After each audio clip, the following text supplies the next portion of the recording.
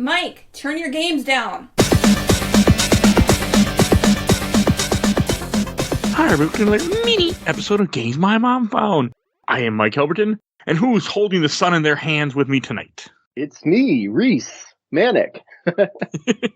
I'm holding the sun with you. Thanks for having me.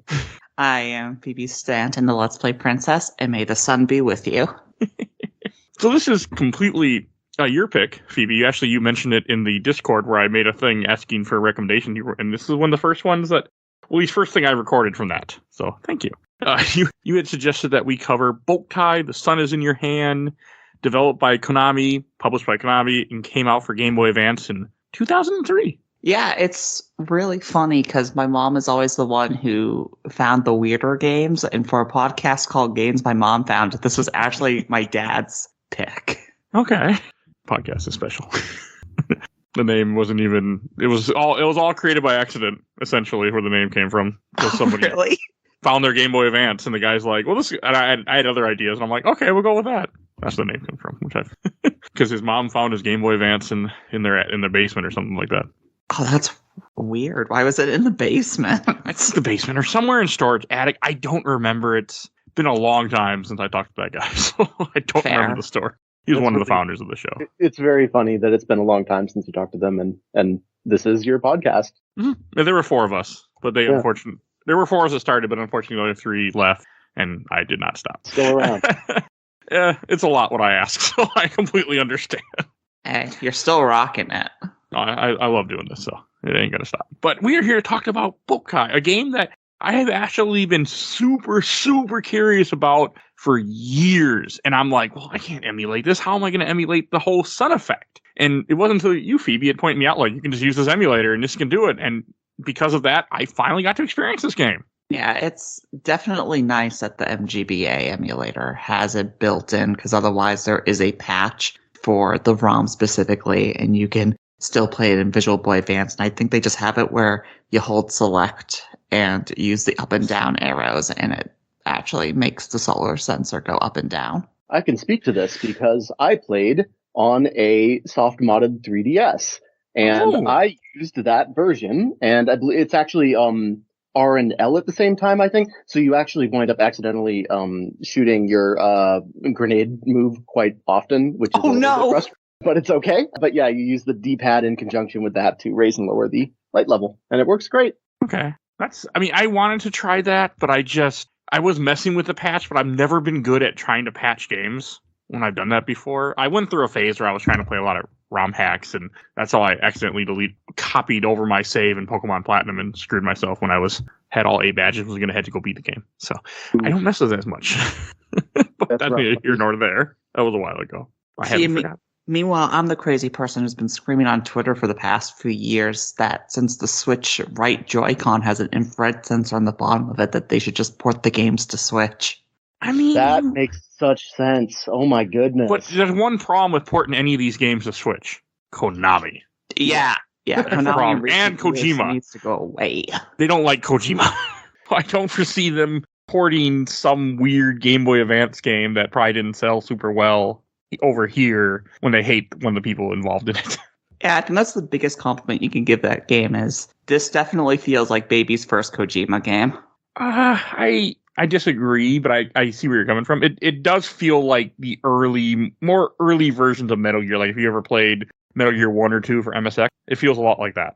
Yeah, it does. It's more approachable than those games, though, and a little less punishing. And I do want to point out, like, we're going to talk about Kojima a lot in this episode, obviously, because he's a major part of what this game was. But Kojima did not direct the game. Ikuya Nakamura did. And Ikuya Nakamura is still at Konami, working on things related to probably Metal Gear, if we're being completely real. Pachinko machines? Yes. I was about to say, Konami still makes video games? Yeah, this is the weird thing that's going on, right? And, obviously it's all rumor mill stuff, but it is worth noting that this director is still at Konami, and has worked on a lot of projects with Konami, continued to work on Metal Gear through the years. So if they have, I would say we shouldn't give up complete and total hope. It is certainly possible that they could bring this game back with some of the people who are still involved working at Konami and being a big part of that company. Well, for the record, twice on the show I've been wrong with Live A Live. I recorded an episode that said there's no way that's coming out again. I did the same thing with TMT Hyperstone Heist, and both of those got re-released. So, hey, let's go 3 for 3. Never say never, right? But it is certainly true that, we don't know what Konami's going to ever get around to doing. No, and I think this should be ported, to kind of go on that conversation real quick. Because this is a game that, I've been curious about, but because of the whole gimmick of the sun sensor, it's a cool gimmick, but it's a gimmick. It kept me away from this game. Because I've always been curious about this game, but I actually never had a GBA. I skipped that entire generation. So if it helps, I also didn't. Lunar Nights doesn't use a solar sensor or anything. It is just a game that you can play anywhere.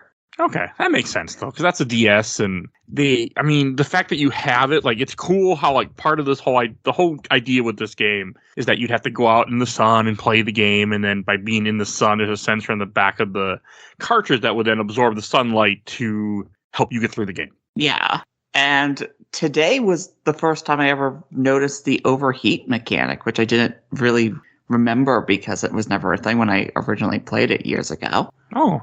I got hit with the overheat a couple times. Yeah, and I think that's really interesting that there's an overheat mechanic. I feel like it's more for the fact that it would burn out the Game Boy Advance. You don't want the actual console overheating.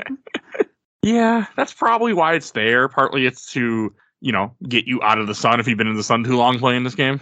I feel like that's part of it too. Yeah. Similarly to you, Mike, I also did not have a Game Boy Advance growing up, or a Game Boy. I would play friends and be very jealous of them. But, playing this game is part of catch up for me. I'm playing all these old Game Boy Advance games and enjoying the heck out of them, but never grew up with them. Same. This one thing I'm trying to do is, I had a Game Boy Color and I had a DS, but I completely skipped the Game Boy Advance. I didn't play many DS either, which I'm trying to remedy that too. So that's why I took up Phoebe up on her offer when she mentioned this game. I'm like, awesome. I got someone that's willing to talk about it and knows what they're talking about. Let's go. That's how it happened. But no, what this game is a top-down action game that I guess is like a shooter, essentially. I guess is the easiest way to put it. But it's also a game that's you're supposed to be stealthy in this game. It's definitely a fusion of Metal Gear Solid and Castlevania. Yeah, good way to put it. Yeah, those are the two strongest, connections that I feel when I'm playing it, for sure. Because, I didn't do a lot of sneaky stuff because I just didn't want to. It wasn't until way late in the game when I was more forced to have to knock on things to attract enemies, and I didn't like that. But the game forced me to learn how to do that and actually do it. Because most of my way of playing was, hey, look, an enemy, let's go kill him. So, which is not the way you're supposed to play this game, by the way. I also had endless sunlight because I was cheating. So, yeah. Well, I had an emulator, so I just had the sunlight always turned on. Except for the parts in the game made me turn it off. It's the only way you can do it. I didn't look up how much a cartridge of this is. If this game is expensive or not, but don't want to know. I'm on it. Give me a moment. I'll look it up. Thank you. But it's pretty much just a top-down action game. The sprites, look fine. You collect items that you can then use to heal you. You get items that will let you refill your different meters like any other game because you have your ammo, which is one of your solar meters that you can refill by going to spots where you see the sun shining down in dungeons, or if you're out in space, not space itself, but out in the world, sunlight, you can just recharge your gun. And that's kind of the main concept of the game. But then you also, with your weapon, you get different frames and lenses that you can adjust the weapon so you can have a fire attack, ice attack, earth attack, which I never got, wind attack. You can do all these different things with the gun. Or you can also equip the star one and not realize you equipped it and then think the game is glitched until you realize, oh, you're stupid. So that can happen too. Do you want to know more about the value of this game? Oh, absolutely. Sure. All right. So you can get a European copy for about $100, which isn't too bad. You can get a Japanese copy kind of in the similar range. American copies, however, are not so easy. Now, a pre-owned copy goes for about $180 usually. But if you want a brand new copy of Boktai that has never been opened before, you are going to pay $450 for that. That's too much. It's a little too much. I'm willing. Hey, there are games that are about $400 now, so. Yeah, I don't buy physical. This is one reason why I don't collect physical games anymore. Yeah. It's an expensive hobby. I have physical games. A local game store actually thinks that it's completely okay to have Bianca and Evil for the GameCube pre-owned for $240, and I just look at Steam and Xbox 360 versions and go, do I really need an old copy? No. Yeah, that's a wild price for that game. That game's not worth that. That game was fully made too. I'm pretty sure. Not fully made, fully made, but I mean, like, it was actually, it shouldn't be that rare of a game. Yeah, it wasn't like super limited print, but yeah. I mean, I think GameCube in general has just shot up in value, unfortunately. It has. That's a lot of money, though, but I'm not surprised. Because I'm assuming this probably didn't have the biggest circulation, even though the sequel did come here, but the third one didn't. But then the fourth one did? Yeah, but the fourth one has a completely different name. So yeah. I guess they were... And they didn't have the gimmick, so... And the DS, I think, made a lot of money, so...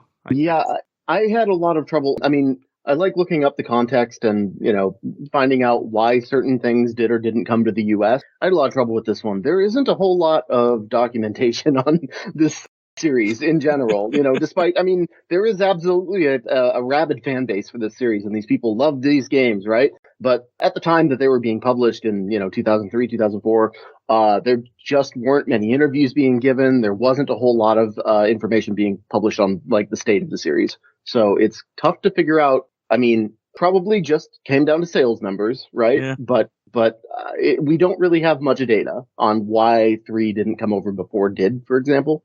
My guess is still the system, because DS was such a big seller. And that's true. They were throwing so much content in the DS, I feel like, out there. I used to work at a Target during that time, and I just remember all the shovelware that I would see. So, I doubt that game of shovelware, but the same idea, like, DS was just making bank, so. Yeah, absolutely. When did Boktai 3 come out? Let's see. That was 5 or 4. And the DS was out by then, right? Yeah, because Lunar Nights, I want to say, is 2006. Yeah, it's 2004 in Japan and 2005 in the US. Okay, so that probably was a lot of it. Was like, hey, we've got the DS out. We can't be releasing Game Boy Advance games anymore. Yeah, it won't sell as well. Especially something like this, where I'm assuming all 3 of the games have the sun gimmick still, right, Phoebe? Yeah. Okay, so yeah, that makes sense. And correction, 2004 in North America. My bad. 2005 in like Europe. But yeah, so the DS had been out. Okay, yeah. Okay. Oh, so Phoebe, I should ask, how did you first play this game? Or how were you first introduced to Boktai? So I want to say I got it for my birthday, Christmas Day. My dad bought it for me, and I would play it a lot at school or just hanging out on the front porch playing this. And just like what Reis said with the sales numbers, I've never met another person in my entire life who has physically owned this game. We know why now. Why no one really owns it. Yeah, I don't know if you ever will meet someone if they're paying $450 for a new copy, but yeah. No, you probably. I get it. It's gotta be. I have also you're the first person I met that's ever even played it. Oh, I owned both games. I came in America and I bought Lunar Nights myself. I love this series. Well, I'm happy because this. You introduced me to something that I've been, so curious to play, and I finally played it. Yeah, I got mad at the game a lot, by the way. I gotta say, Phoebe, that's very badass to be able to say that you were on top of that series when it was coming out. That's awesome. Like I said, my mom and dad seemed to always know the weirdest shit possible. My mom bought me a game that there's only 10,000 copies in all of America. What, for Boktai? No, there was a game called Growlancer that my mom bought me. For PS2? Yeah. Growlancer Generations? Yeah, I want to say Heritage of War, but it came out in Japan as Generations. Okay, is it the one has a girl on the cover with a golden bow and arrow? Maybe. It's the one with the Gothic Lolita girl that's the main villain. I never played it, but I do own one of them. Oh, it's definitely a video game. Okay. I'm going to look this up. Where? Okay. I think I might own this. We'll figure that out later. But oh, that would be awesome. No, there's nothing. It's fun to have random games. That's one thing that drew me to gaming sometimes, with random ass games, and this fits that category so well. This game has a pretty deep story too. I feel you're a kid that's a vampire hunter. Your father was killed by a vampire, the same vampire that you're hunting in the beginning of this game too. I should add. That would be the game. Yep. Okay. Growlancer Generations. I bought that the day it came out. Never touched it. Been sitting on my shelf to the right of me. So actually, let me double check on that. Touch it, Mike. Touch it. That's the game. That is a collection of 2 and 3. Yeah. I don't. Maybe I can get the day it came out, but I got it pretty close because I was like, I gotta get all these PS2 RPGs I'm gonna play someday. Well, it's been 15 years. I'm still waiting. So one day. But with Boktai, I like the idea that your father was killed and you're this vampire hunter and you have a sunflower looking thingy that follows you. That's your guide, essentially. Yeah, Otenko's such a great character. It's so weird sometimes too. Oh, yeah. And I was so confused. This game didn't explain. I feel like this game didn't explain a whole lot to what was going on. Like I was just confused what to do. Like you go through your first dungeon or your first main dungeon where you have to go and go find the immortal, which is where before I found out how much this game is broken up into little dungeons. And like once you go through this whole place and you get the count, you beat him. You're like, okay, and then you have to go and drag his coffin out of the castle to get to what's called a pile drive, where where your buddy Otenko makes a symbol on the ground, and you have to go there and you do another boss fight. Like it was not what I expected. Yeah, I love the coffin dragging. And I got to shout out. I mean, it is a reference to a wonderful movie. Do you know what movie it is? I do not. Django. Oh, that makes sense. Django Unchained? No, the original Django, 66 starring Franco Django. Nero, who does appear in Django Unchained. But yes. Oh, okay. I was going to say Django Unchained. I'm pretty sure is after this. So I was like, wait a second. Yeah.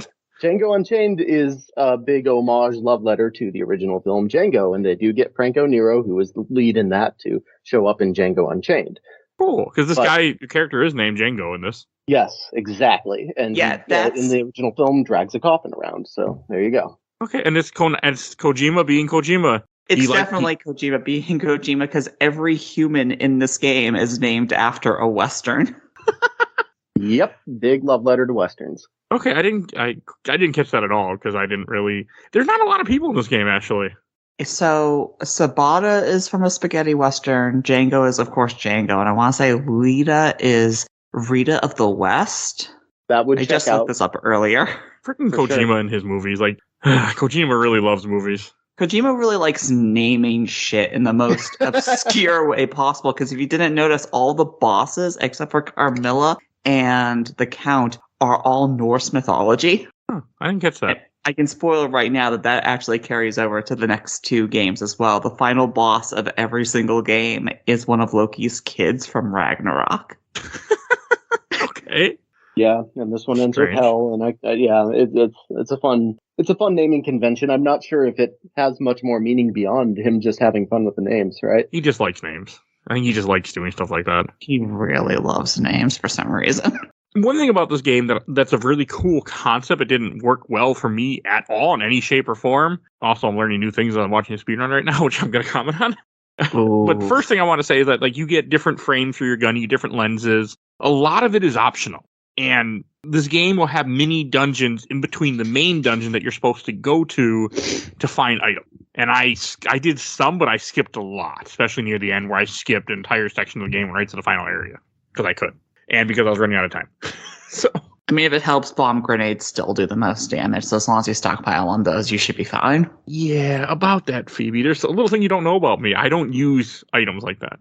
Oh. I didn't use a single grenade in this game because I was saving them for the final boss. Oh, no. See, I used them all the day back in the past because when you're playing this game at night, the Rising Sun grenade instantly fills your solar sensor 4 pips.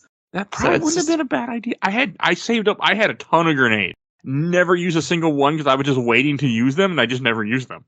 I used a lot by changing my brightness frame. setting. I had the sword frame or something. I had some kind of frame, but it wasn't very powerful. I had to get up close and personal to hurt them, so it made the game harder. Oh, do you mean spear? I think so, yeah, because it wasn't very good, and like the guy, be, oh, use this frame and use this. I'm like, well, that's nice. I don't have those. So I speedran this game the entirety of today. I just beat it today, start to finish. And there is a hidden dungeon to the left of the Delusion Forest. There's like a big empty patch of grass on the overworld, and if you walk over it, there's actually a hidden dungeon. And there's a spear upgrade called, I want to say, the Javelin, and its attack is S and its stun is A. It's so powerful. For those that don't know, my attack power was D. So, no! The different, or maybe C at the greatest, it was C to kind of give you an example of what she's talking about and what my mistake was playing this game. Wow, yeah. I should have did that because the guy told me to go there, but I was like, I'm running out of time. I gotta beat this game, and I just it feels very Metal Gear 1 and 2 in a lot of ways, and even Solid 1, where there are just so many critical upgrades that you can miss, and they make your life so much easier if you find them, and you can finish the game that way, but also you can absolutely finish the game at a major disadvantage, and that seems to be something that I think Kojima kind of stopped doing after, for the most part, Metal Gear Solid 1. Yeah, because 2, you can't really miss a lot. You can't miss things that you need to. No, yeah. There's just a lot of extra stuff you can get. Like, I would try, like, they do a good job of color coding the chest, like a green chest being something that will have either usually frame upgrades or something to do with that, or grenade. Blue chest that has a key item to help you progress through a dungeon, usually a key, or a regular brown chest that sometimes are mimics too, that will have like healing items, which are like food and things like that. Then sometimes a green chest will have a coin in it. What the hell is the point of all those stupid coins? Yeah, so I did this in the past, and it's so stupid. If you grab all 30, you unlock the sound test. That's it? That's it. I grabbed a bunch, but I didn't get 30. Yeah, that's kind of a lame unlock at the end of the thing. That's stupid. Oh, well. Okay, I'm glad I didn't bother for it then. Yeah.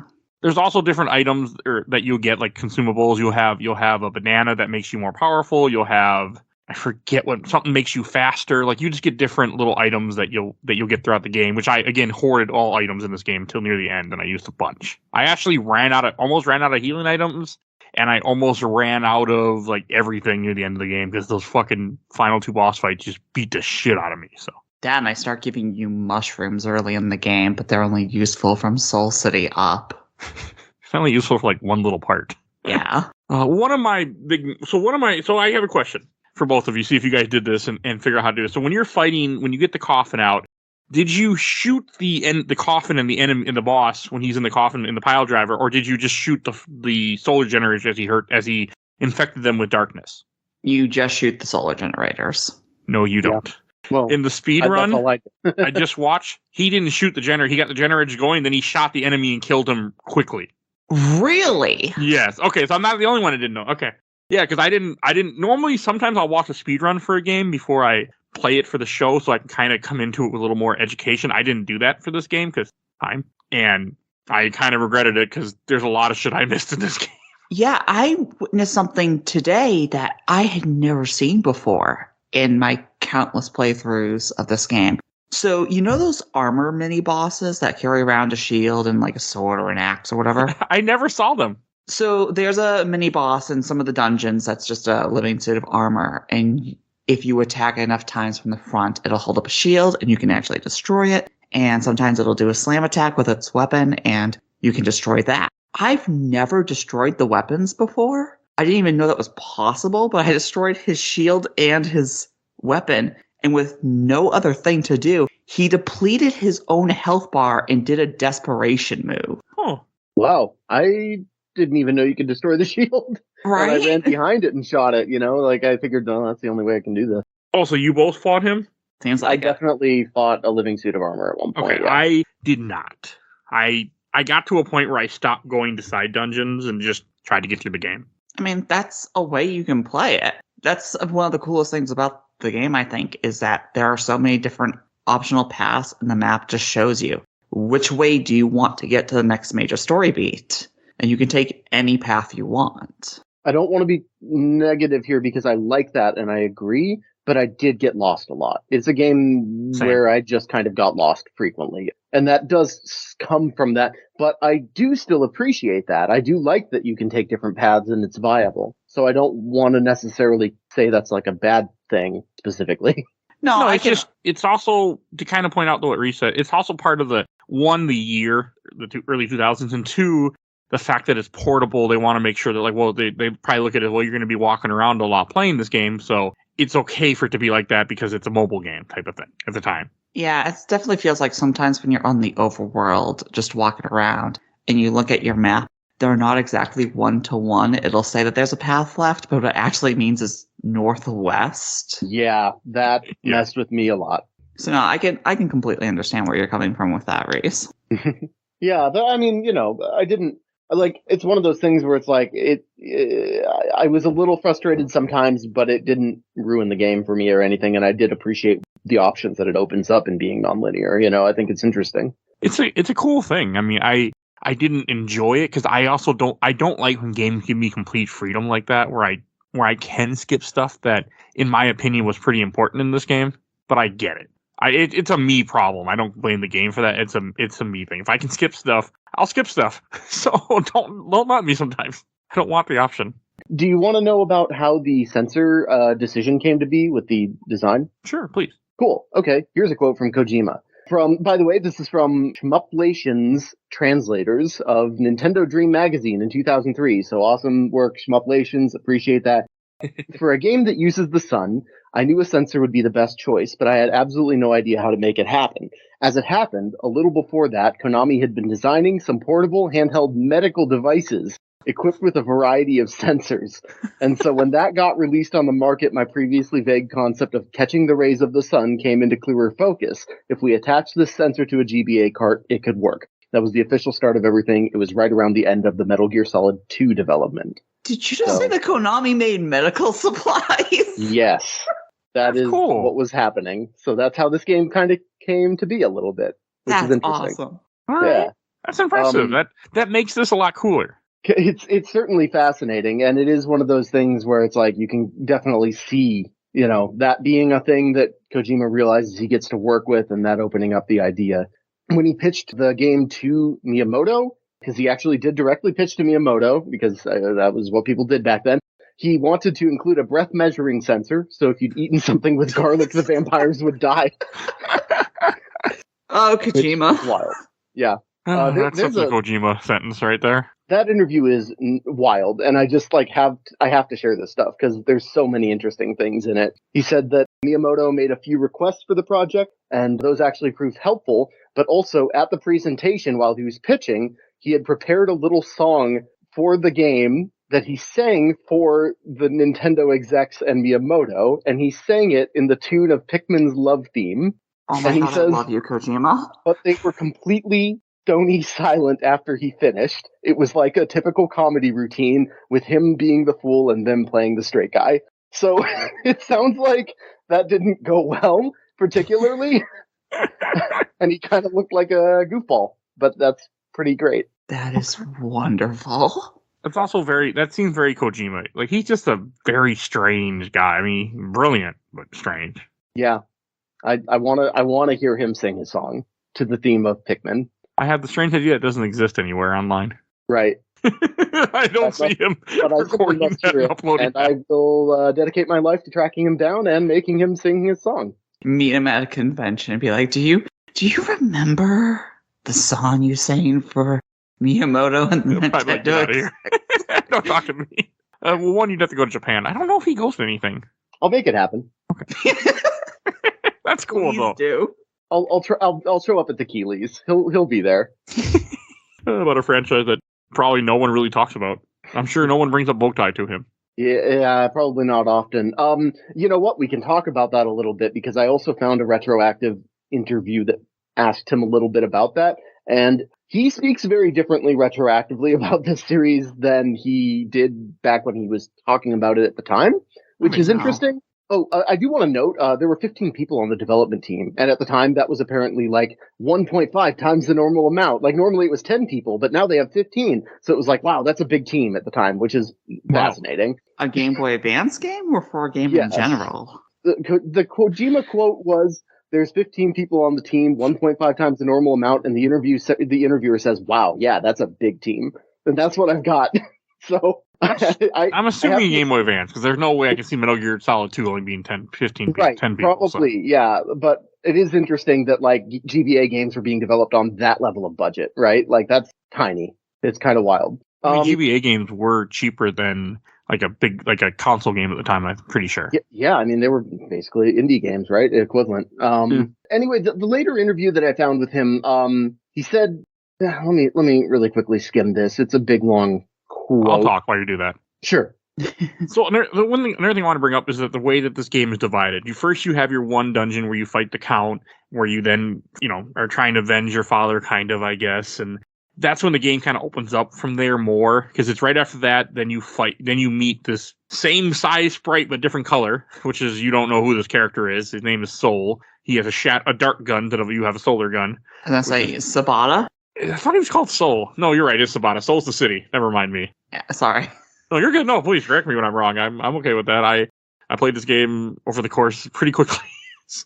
Only once. And most of it I was frustrated with. So, because this game is hard. It is. But you get introduced to him, and that's when the game kind of breaks up. You have, in the second, essentially what my guide called the second map, the guide I was using, you have two different worlds you can go, two different areas. You can either go to Firetop Mountain, which is obviously a fire dungeon, or you can go on a Frost Mountain, which is obviously an ice dungeon. And you have to go to both in order to progress the game. But depending on which one you go first, you either get a fire weapon or an ice weapon, which will then help you with the other boss. And I thought that was a really cool concept, too. So which one did you go to first, if I may ask? First, I went to ice. Then I read the guide that said go to fire. So then I went back and went to fire. Okay. And I went through the whole fire dungeon.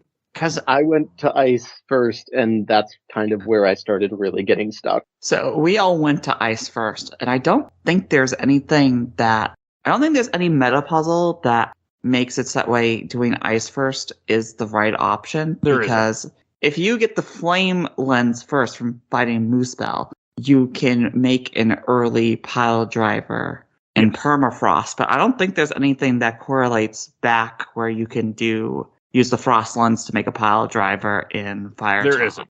It just makes the boss fight easier, I think. Yeah. And you can kill enemies faster. Because I went back there at one point to something, but that's it. There's no, other benefit. I don't know why the guy told me to do the fire one first. I don't know if it's because of the fact that with the pile driver thing where it gets frozen and you have to go. But I found it weird because, first you fight a vampire, which is a count, and then the next bosses you fight are either not a fire, but a big golem that you have to push into the lava, or you fight an Arctic wolf. Yeah. Garmer and Moosepal. That wolf is fucking cool for some reason. Yeah, and I like them. It's really interesting to say that all these bosses can be fought without using the gun at all. Or at least doing damage to them via the gun. I didn't know that, but yes. With the count, he has a bunch of swords, and you're supposed to knock the swords back at him and then hurt him that way. So you can do that, and there are 2 windows up on the ceiling, and you can have him dash into the sunlight. I did that on the refight near the end of the game by accident. Nice.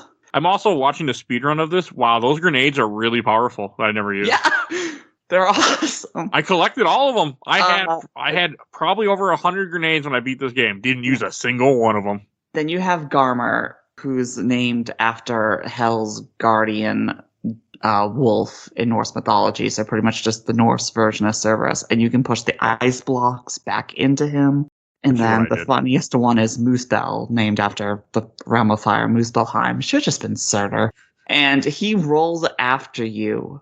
And if you dodge out of the way, you can actually push him into the lava, which is funny. Just him doing his little idle animation of trying not to fall off the platform. So I have a question, Phoebe, for you. Yeah. When you do the refight with him, he stopped falling in the lava for me. I would get him, he would shake, and then I would shoot him, and he would just jump back. Really? Yeah, he would not go in no matter how many times. I didn't use grenades, but I would shoot him with my gun, with my spear, and he just would not go in. He would not go back in the lava. He would just jump away instead. See, on the refight, I had no problem with that. That's really weird. It was strange, because I'm like, am I doing something wrong? And I went through so many items because I was doing, piddly damage to him. So now I'm curious. When it came to Carmilla, named after, of course, the female vampire, did you use the reflectors to shoot her own bullets back at her? You could. You can do that. And if you have her hit her own tail. Okay, I did do that. Yes, I hit the buttons on the reflectors and I turned them around so she would end up hitting herself back with them. Okay. So I did do that. I figured that one out on my own. Because I somewhat used a guide, but probably not. I was trying not to, but there were times where I could not play this game without a guide because it was just so confusing. Oh, yeah. Some of those later puzzles are, for a game that's supposed to be 3+ in Japan, those puzzles can be ridiculous. Well, there was one where near the end of the game, in the final part of the game, where I had to knock on a wall after I slid around on ice to get a guy to come over to me, so he would stand on the switch. Oh my god, that is such a pain. And he's not visible from where you are. I didn't think he would notice, but he hears you somehow and he'll go all the way. And I also, one thing that I picked up real quick in this game, when you alert an enemy, an exclamation mark goes above their head. Strange. Yeah, and there's 3 levels. There's blue exclamation marks, which are, you will not get penalized for alerting the enemy because it's in a trap or the final room in a dungeon.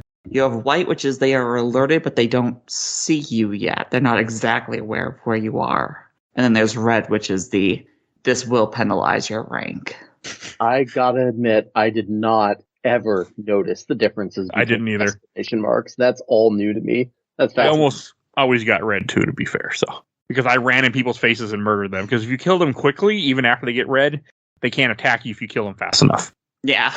So that's what I did. But yeah, in the speed run, so what I'm watching, what this guy does for all the enemies because after you beat an enemy, we kind of talk about you bring them to the pile driver, which is the big sunlight thing. He doesn't hit the guns at all. He just shoots the coffin with his solar attack. And that's it. That's how he kills the boss. That is wild. I didn't know you could do that. And by doing that, it also keeps it from, you never see the purple shadow go across the beam. He just stands right there and moves around. And that's it. Oh, wow.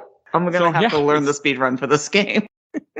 But I mean, that's the thing. This game there's a lot to this game. A lot more than I expected. Even when I'm watching now, you do get those rank things that you were talking about. What do those rank things even do? They give you more items when you defeat the dungeon. Oh, okay. It's how much actually drops from the dungeon. At least that's what I'm aware of, because I never really saw anything else come from it. Okay. So, Reis, I wanted to ask you, how far did you get in this game? Because I know you said before the chat that you were unfortunately not able to finish it. Yeah, I didn't have time, and I feel so bad. I got a little bit past both the fire and the ice area total. So I didn't get that far in. I was on the third map. Okay. You got pretty far, because if you're using the IGN guide, I skipped the entire map 4, by the way. I went guideless. I tend to try to do that when possible, and that, this is where it got me. I only beat half the game. You're fine. So, you didn't miss a whole lot. Did you get to the city in the sky? I think so I did, catch up on the rest of the game through YouTube, basically, while I was at work. Don't tell anyone. And I got basically right before that, basically at the beginning of that area. Okay. You were close to the end, like Phoebe had said before to me.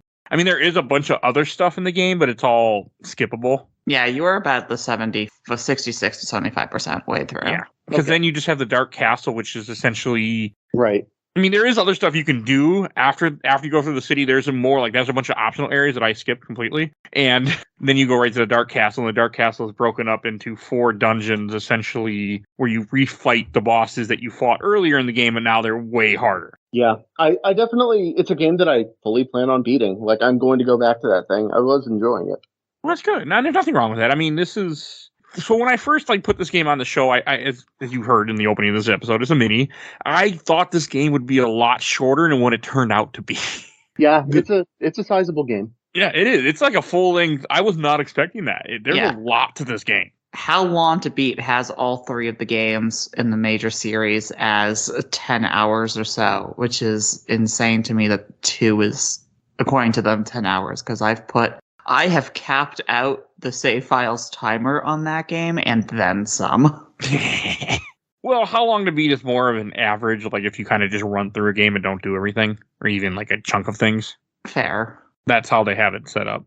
I know we're doing a bit of jumping around, but Mike, the guide, when it talks about the 4th dungeon, Soul City, does it bring up the fact that how much sunlight is hitting the solar sensor actually controls how much the wind is pushing you around? Yes, it does. Because when I first got to that part, I got out in the wind, and I'm like, how the hell am I supposed to get across this? And that's when the guy told me, cover your sensor, or in my case, turn off my sensor.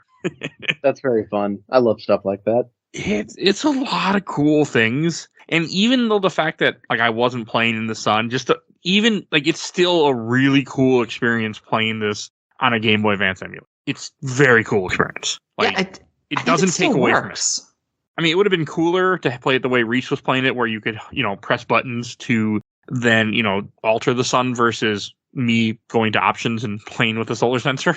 But yeah, it is kind of nice to not have to break out of that world, right? Yeah, I would have I wanted to play this on my Steam Deck, but I didn't want to go through the trouble to patch the ROM, put it on the Steam Deck, and do all that. I just played it on PC. Yeah.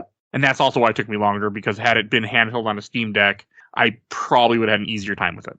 But that's a me problem, not the game problem. Because it's more annoying to pull out your your fake 360 controller and your laptop to play a game. So when you're on vacation. Oh, fair. But that was a me problem. I can't blame the game at all for that. But I did like the boss variant. I like fighting the Count. That really reminded me of Castlevania. The Wolf was cool. You push ice blocks at him. The Golem was okay. I liked all that. And then the one boss we mentioned, what was her name, Phoebe? The Medusa thing?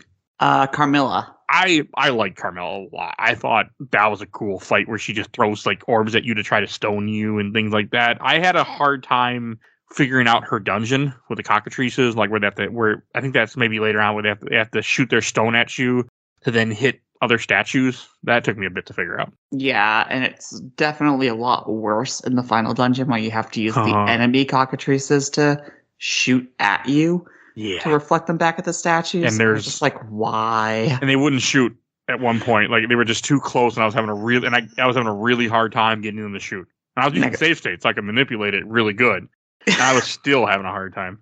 Yeah, because it's a 50-50 if they're going to actually shoot at you, in which case, are the reflectors set up right? Because you can't really tell, or they'll jump at you, and if they hit the reflector, their jump attack actually shifts it anyway. And they can break it too.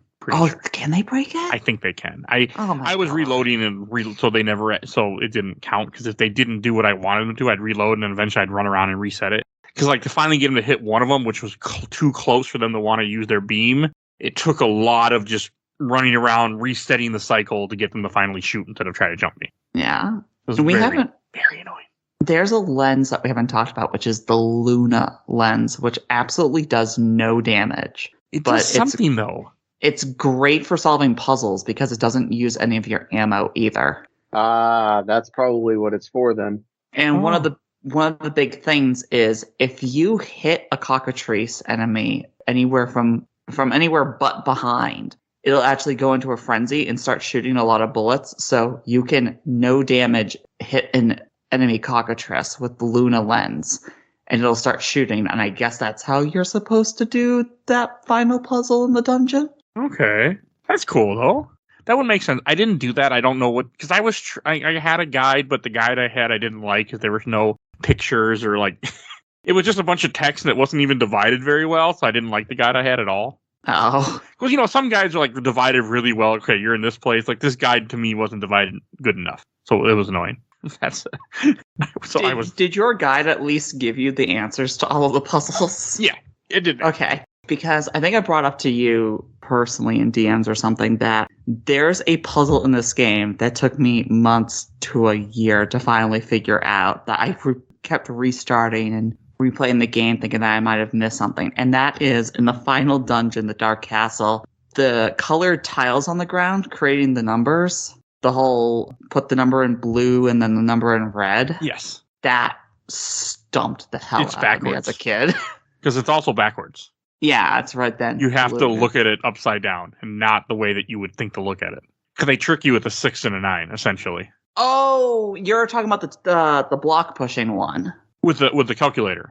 Yeah, I'm talking about the one where it looks like there's a 9 on the ground, but parts of the 9 are made out of the color purple instead of red or blue, so they count towards both numbers. Oh, okay. I know what puzzle you're talking about. Yeah, I just used a guide.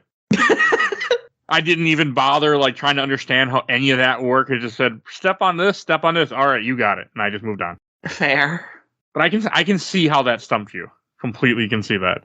That was really stupid. Going back to the bosses, the Medusa-esque boss, anytime you get a screen-filling boss like that, where all the pixels on that boss are being animated, oh my gosh. That's the good stuff right there. That is a gorgeous boss fight for a Game Boy Advance game. It is. Love seeing it. There's so much work and detail that went into that sequence. It's really cool. Her swaying back and forth, the fact that her tail moves independently from that. It tried to kill you. It feels organic, and I love that boss so much. She was hard. I had a hard time with that boss. Even though once I figured out what I was doing, it was easy. But it took me a bit before I went, because I wouldn't read stuff right away. But it was a cool fight. But it's just beautiful. I mean, this game is really pretty looking. All the enemy sprites look good. It's just super fucking confusing. Mike, did you play this with the sound off? I didn't have a choice. But yes. Okay, fair. The emulator would not do sound. Really? Don't know why, but it would not do sound. That sucks, because the soundtrack for this game is actually pretty good. Yeah, the music's pretty banging. I'm using a fake 360 controller, so sometimes sound tries to go there, but I couldn't find the settings in the emulator to fuck with the sound. So yeah, I had no sound throughout this whole game, and it wasn't by choice. Normally it's by choice. This was not by choice. Damn, because there's actually some voice acting in this game, and there's also That's what I heard. A really good soundtrack. No, I wanted to hear it. I like to at least always hear a little bit of sound when I play a game for the show, just so I can have something, but I couldn't get it to work, so I just gave up. That sucks. Yeah, that's just... Yeah. This game was a lot of trouble for me to play. But yeah, there's some great music tracks. It's a really, really, really good score. Okay, that's too bad I missed it. But, I mean, I don't... Yeah, I'll look it up. I'll watch a speedrun. I was trying to find a speedrun of this in Awesome Games Done Quick because I love the commentary speedruns. Those are my favorite to watch. And lo and behold, there isn't any of this game for Awesome Games, surprisingly, or anything. There are no competitions where people ran this game. I can understand why, especially with the Illusion Forest, because its puzzle has to do with being a certain part of the day. You can't do it until sunrise hits. I did it whenever, just with fake sun. I tried, but it still told me that I needed to wait until the sunrise hits. Oh, I no, had they to let kill me- an hour of time.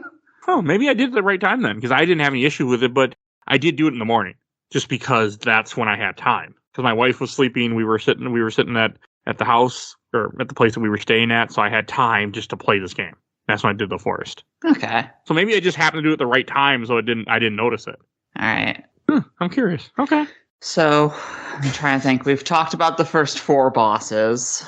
How was everybody's encounter with Sabata? Fucking terrible. Yeah, that boss can be a pain in the ass. You don't know what you're doing. I would not have. I think because I was too weak, I didn't have the right weapons. I don't know how I would have done it without save states. Because the one problem with him, he has 2 fucking forms. 2 forms, bitch. I gotta say that dumb joke. So, I fucking hated it. Like, you have to sneak up on him and shoot him in the back, and it was miserable.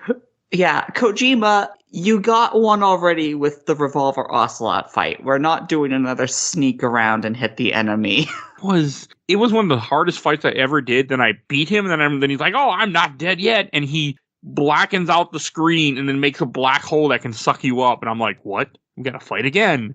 I was really unhappy. Did you ever destroy the black hole? I didn't know you could. You can shoot it, and it will actually turn into a bunch of the solar, I don't know what you call them, fireflies, or just the bugs, so you can refill your battery pretty fast with that. I did not know that. I just ran from it, and I mean, that fight took me forever because I was too weak, because I didn't have a very good weapon. So I would do like mini damage on him when I'd hit him. Like, it wasn't good. You get one hit off, and you have to run for your life, because if he sees you, he teleports in front of you and shoots you instead. You can't hurt him. Oh, that fight was miserable. Yeah, he's got a chunky health bar. I mean, again, I was being punished for not getting the best weapon that apparently wasn't that far away from where I was at. So I grabbed a pretty good frame. I grabbed the SA1, and it still kind of does no damage to him. It's ridiculous. So that's what you missed, Reis. You missed bullshit boss fight. Yeah. I watched someone handle it expertly. Oh, so, it was. You know. It was probably up there one of the worst boss fights I've done in a game. I believe it. Like, I wasn't sure. I was actually looking for cheat codes for this game, but I was in a place with very little internet, so it was trouble for me to actually go on the internet and look up stuff. So I'm like, I'll just deal with it. And that's really funny, because then you fight Hell, and she's probably the easiest boss in the entire game. I had a really hard time with her, too. Really? Uh-huh. So, after you beat, what is his name, Sabata? Sabata. You find out that he's your brother, that you're both sons of the Moon Child or something like that is going on here. I didn't really understand it. So you're Sun and Moon, that's why you're both are different. And there's something about they're trying to kill the Moon Child. I don't even know what the hell is going on in the story. The plot could be written a bit better. Well, again, this was partly a me problem. I didn't care. Oh, no. Even if you're paying attention to the story, it is kind of out there, and they do a few parts in the cutscenes where just like, did I miss a bit of dialogue, or did they just skip around? Okay, so it wasn't just me. All right. Yeah. I was trying to pay attention, but it was just too much stuff happening. And I also waited too long to play this game for the show because I thought it would be short, so I was waiting so I didn't forget stuff, and that was not a good idea. Yeah, if memory serves, and I just played the game today, that's how poorly the plot is at times. Okay. I feel so Hell is the queen of her specific clan of immortals, because they actually bring her up in a future game, and the main villain of that game is just like, She thinks she's a queen? What a joke. So she's part of the Death Clan of Immortals, and the Count's supposed to be like her boyfriend and everything. And their whole deal is she wants to turn the entire planet undead because of the quote-unquote will of the galaxy, which is that we don't want everything to die, everything should be forever, or some... That's still up in the air for me. So she's trying to get the power of all 4 elements and the blood of her sister, who is a lunar child or moon child, to enact this sort of ritual. And so you have Django and Sabata are not fully human. They're super powered pretty much because their dad is a vampire hunter and their mom is this weird... I don't know if the lunar children are supposed to be immortals or what's going on there. It's still kind of confusing. Okay. I can see that, because I was confused too. So, all right. I didn't really understand. I just know that when you get into the dark castle, as you beat a boss in a tower, the tower within it show like a little cutscene when the tower falls off this, like you're on a freaking satellite in space. Yeah, and if you leave the dark castle and then re-enter it, and it plays the whole entering a dungeon cutscene, those parts are missing. So there is some consistency there. I like that. It had some, I mean, it was cool stuff. I just really felt like I was doing too little damage to the bosses near the end, and that, again, that's because I had shitty weapons, because I skipped stuff I probably shouldn't have skipped. So, no, as you were asking about the final boss fight, so the final boss fight is in 2 phases. I mean, first, I was just worn out after the big fight that I just got done going through. Like, the first fight is the first form is simple. You just have to free your little buddy whenever he gets like black orbs on him, so he can then summon the generator. That's all you really do. Yeah, and if you damage her enough, she has to spend her time healing, so she won't cover him in dark matter. Okay, I just ran for my life. Fair. That's also a viable option. Well, that's what the guy told me to do, just run for your life. Not in those words, but that's what I was doing. And I thought, okay, this is going to be like a short boss fight, quick and easy. And then after you shoot her with the orb, she then goes into a second form, and the guy's like, "Oh, this form is easy. You get help." And your brother, who you just got done beating the shit out of, joins you in the fight. Except it didn't really help me because she has 4 hands. You have to destroy the hands that respawn. Sometimes while you're still trying to fight the hands, they respawn, and sometimes they don't respawn. And she has an attack where she will reach out and grab you, and then use that to heal you. Well, I could dodge it because I also had save states. She would grab the AI controlled and heal that way, and I'd get pissed. Yeah, especially when it should only take 3 shots to fight that boss, and because of how much she can heal from a grab, it will take 5 or 6. It took me more than that. Oh, God. Because I also couldn't get really good shots off because I had a very small window from the time I defeated all 4 hands to the time I was able to shoot her. Okay, yeah, that makes sense. Because even when you're charging up for the wild bunch, her hands can respawn and grab you. Yeah. So, Reis, you saw someone play this game. You saw this ending, right? What we're talking about? Yes, I did. It's a lot harder than it looks. Yeah, I'm willing to believe that. I mean, it's older games always are, right?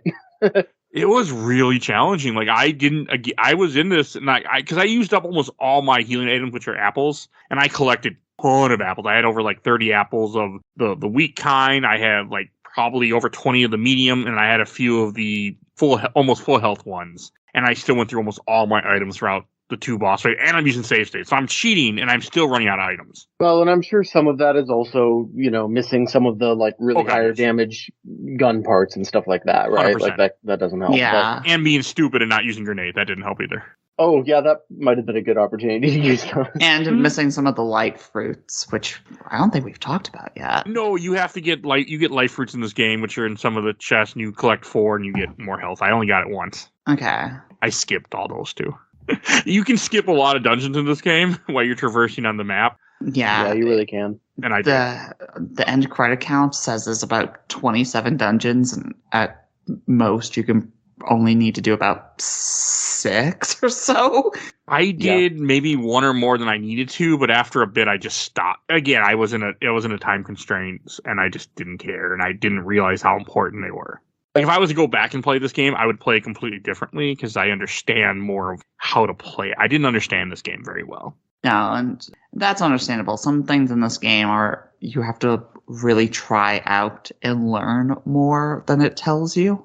Which I like. That's like Kojima design that I really like, and I always have. Like, I think that's a fun, interesting way to teach the player, is just to force them to teach themselves. That's good design, in my opinion. I don't like it, but you are right. I personally hate it, but that's a me thing. That's totally fair. I get that. So it makes the game more stressful, for sure. Speaking of dungeons, did anybody else do the Azure Sky Tower? Nope. Okay. No idea what you're talking about.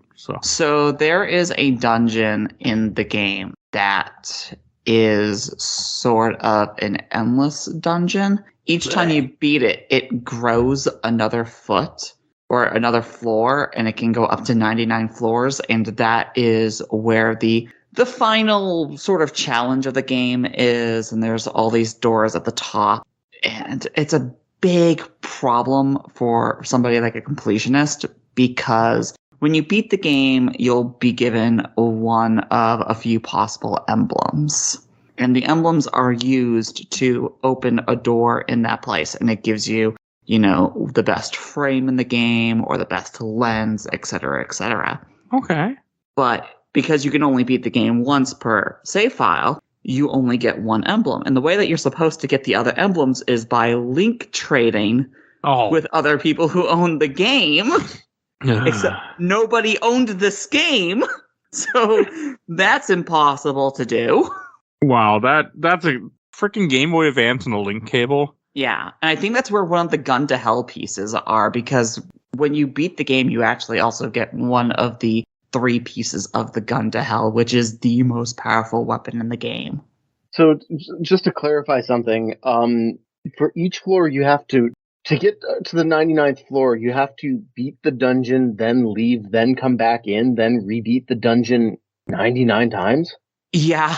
Oh, I don't love that. No. That is ridiculous.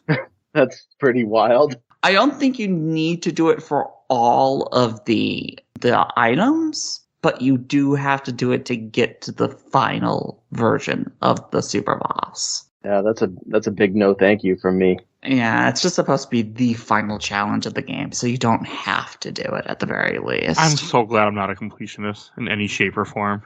That just sounds miserable. I mean, it's cool that it exists, but I sure as hell would not want to mess with that. No. Yeah. But I can see people doing it. Again, if you Game Boy Advance game, the idea that you would take it with you all the time while you're going on the train or stuff like that, so I get it in that aspect. It might increase by 3 floors at a time. I'm not sure, but even then, that's 33 times. Even the 10 dungeon is miserable. But anything less than 10 is just, my God. Yeah, that's still kind of wild either way. Yeah. No, to go back to the Kojima interview thing, basically, it seems like back when this game was coming out, Kojima was very promotional of it and kind of seems to act as though he owned the game and like, oh no, it's my baby, it's my story, I came up with it, came up with the gameplay design. And, all of that might be true. In later years, though, we've got a quote where he says, Boktai was an idea that I had been fond of for many years. Ideally, I should have handled the game design, script, and direction myself. However, at the time, I also had my Metal Gear project, so I had no choice but to leave Boktai in the hands of a team of younger developers. After admitting the game sold well enough and praising the development team, Kojima said the series could have been done better and blamed his own absence. I do believe that the team lacked the necessary power and wisdom to introduce an entirely new and innovative title and have it successfully penetrate the market. So, that's a very Kojima quote too, in its own it really is. Hey, if he had been on the development team, think about how Metal Gear Solid 3 would have been.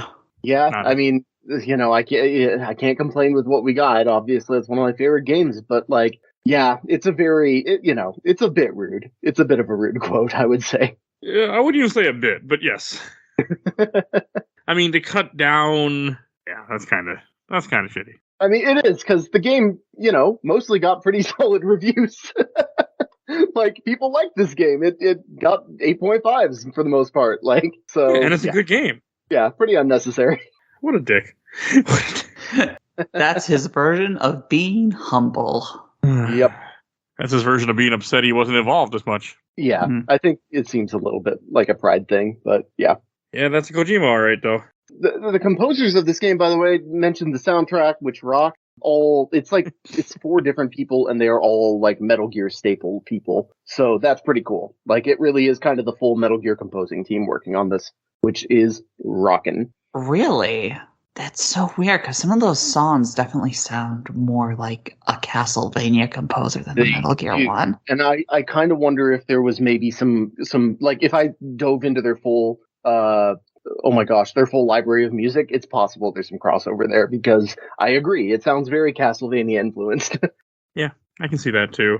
So Phoebe, how do you do the fight with Sabata? Like, did you have as much trouble as I did with that fight? So the way I did that fight, at least today, was knocking on a wall, hiding as best as I could, and having him go to the spot and then hitting him from behind. And if he noticed me, I still moved quickly enough that he would do an attack, but be so focused on his attack that he didn't realize I had disappeared. So you can still hit him from the side or so. Okay. Well, you did a lot better than me then. Yeah, it's a lot of tricking the AI into working in your favor. And when he does his spin that actually travels, you just pick an auto fire or some frame that has a shot rather than a spread, and just shoot him enough times from far away when his spin slows down that it gets past his little spread shot. Okay, and I didn't collect enough frames. I had a tarot. I didn't have any. I couldn't really shoot. I played this game wrong, by the way. I don't think there's a wrong way to play. Oh, you did fine. I was ill-equipped, so. You were also on a time schedule, so. Yes, self-imposed, but yes. Yeah. That was part of the issue. But I also didn't try like the whole, like when I fought him, I'm watching a speedrun of it now, and they're like, or maybe just a walkthrough of it, like they're doing what you did, they knocked to get his attention. I didn't do any of that. I just ran around and tried to cut him off and catch him behind him. Like, that would have been a lot smarter too. I kept forgetting about knocking on walls because I'm not playing a Metal Gear game. Even though the game thought I was playing a Metal Gear game, I was trying to tell myself I wasn't. Well, the game was telling me I was. I really want to do another playthrough at this game now. Just trying to stealth it as best I can and see if there is some sort of special thing you get for doing it perfectly. It feels like a Kojima thing that he would put in, just because you actually get the special title and some special bandana or so if you do it in the original Metal Gear Solid. I'm wondering if they put anything in this game. I would not be surprised one bit. Yeah, I'm not sure, but what I do know is you can absolutely unlock that solar gun in Metal Gear Solid 4, and it's pretty cool. You can? Oh my god. You can. And Snake points it up in the sky, and David Hayter yells sunlight every time you reload it. It's very good. I never knew that. Ayo. That's really cool. Yeah, it's fun. Okay, you taught me something new, Reis. I also have barely played Metal Gear Solid 4. I played it once years ago, and I played it not too long ago for this show. Yeah, I think it's one of the rewards for getting through a certain scenario using just non-lethal. So it's one that not many people encounter because it's a pretty tough scenario. That's awesome. I'm glad that exists, though. That's a cool thing. Okay, I can appreciate that. Yeah, and then we were talking before we started the podcast, but there are some interesting Mega Man ties. Yes. Which Phoebe, I'll let you talk about a little bit. Yeah, so this will probably be brought up again in a Boktai 2 episode if that ever happens. That will, but not. I don't know when. Probably not anytime Okay. soon, but yes, it will. But yeah, there are connections between this series and the Battle Network series. There are battle chips in, I believe, Battle Network 4 and 5 that are actually the Gun to Soul. And Django himself might be a summon chip as well. But in Boktai 2, there is a epilogue crossover to the main story where Shademan EXE shows up and you get to fight him as a boss. And there's actually a thing that you can do. I don't remember if it's just if you can do it in the epilogue or if it's just a post-game thing, where if you have a link cable, one player has a copy of Boktai 2 and one player has a copy of whichever Battle Network game it is. You can combine the games together and the boss shares health between both games, So one player's doing damage to Shademan as Django, and then he'll disappear, and he'll show up in Battle Network, and the other player has to fight him now. That is so fucking strange. Yeah, have you ever heard of another game doing that? Doing a crossover with a completely different game where they sync up and you're fighting a boss between these two completely different battle systems? No. Yeah, that's really, really interesting. Maybe the only thing that comes to mind and it's not the same, but maybe the only thing that feels somewhat similar is I know that Monster Hunter and Final Fantasy did some crossover stuff where you fought one of the monsters from Monster Hunter in Final Fantasy 14 and they brought some of the mechanics into 14, which was kind of interesting, but it's not, it's not really the same thing. Yeah, the Rathalos fight is such a pain in Final Fantasy 14. Yeah, exactly. And haven't done enough of Monster Hunter Worlds to get to the behemoth yet. Yeah, it's pretty fun, but it's not quite the same thing that we're talking about here. It just came to mind. Apparently, Django and Otenko also appear in Mega Man Battle Network 4, but I have not played that game. And Solid Snake shows up in Boktai too. Oh, what? That's cool. I didn't know. Oh, I love that. Yeah, the That's old wonderful. Snake from Metal Gear Solid 4 is the version that shows up. And they just call him ? Love it. Okay. The series is so good. That is strange. But I also don't understand why this is a Konami game. Why is there Mega Man stuff? They've done another crossover before because like Reis pointed out, Monster Hunter. There's Monster Hunter and Metal Gear crossovers. Yeah, and Peace Walker and stuff. Yeah. It's interesting, though. I didn't think about that. Yeah, there must have been some friends on both sides of the companies, right? Yeah, I'm guessing then. Interesting. Just a strange thing to have. Right. All right, any last things you guys want to say about Boktai, and then we'll go to Shelf Stacker Box? Yeah, so this isn't exactly about Boktai, but have either one of you heard of Kura 5 yet? No, I have not. I have also not. Okay, so it's Kura 5, and I hope I'm getting nobody in trouble. And I hope Konami doesn't care enough, but there is a Tumblr. These indie developers are actually making a Boktai fan game. I am on their website looking at this, and it's very interesting. It looks pretty impressive. Yeah. I don't think the word of this podcast is that big, so. So, fair.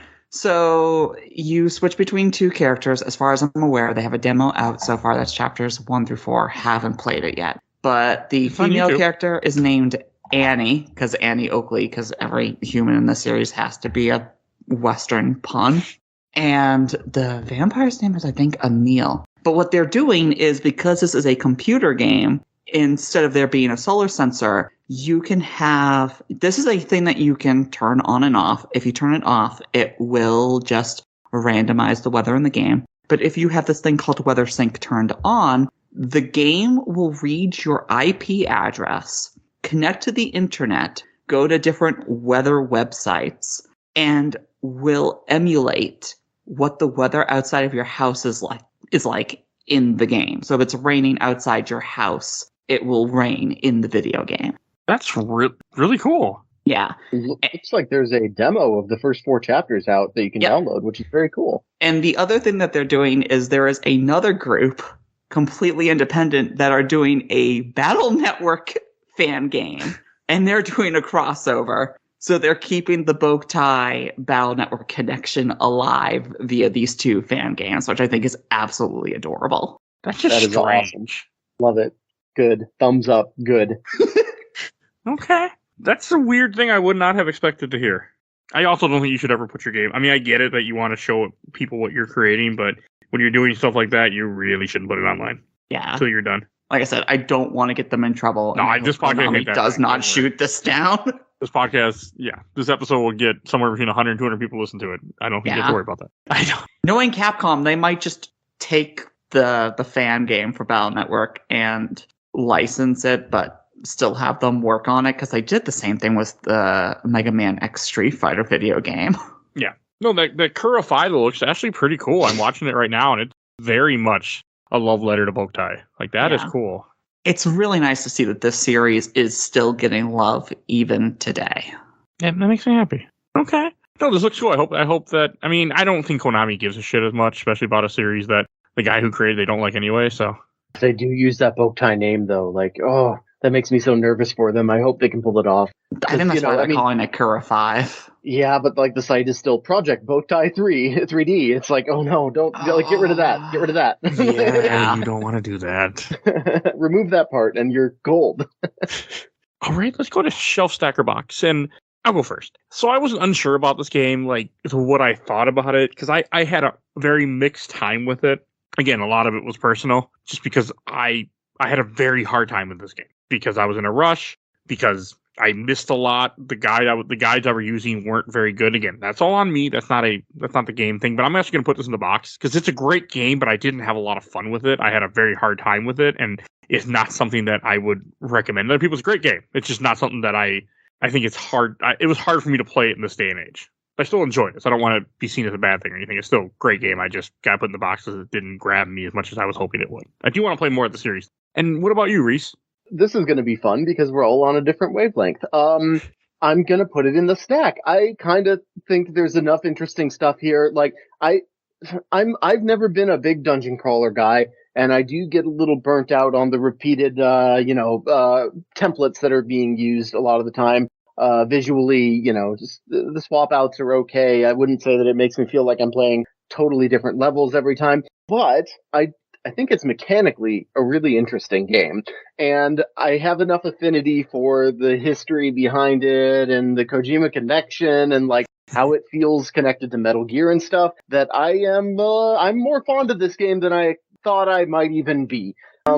Yeah, no, I had a good time playing what I had. Like I said, I do want to actually go back to it and finish it. If I had a $450 unopened copy of this game, that thing's going on the shelf. But as it is, I can't believe it's that much. I have a pre-owned copy, so to speak, so I'm putting it in the stack. Okay.